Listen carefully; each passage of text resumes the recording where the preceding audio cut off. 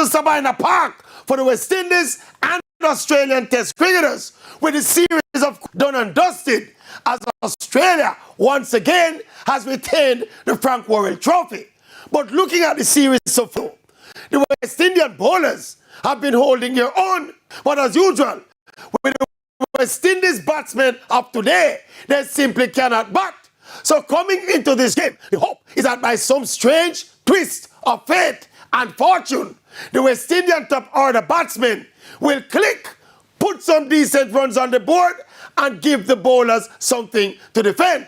And for heaven's sake, we need to say this to West Indies captain Raston Chase. Mr. Chase, please, sir, if you win the next toss, please think about it once, think about it twice, and then you bat.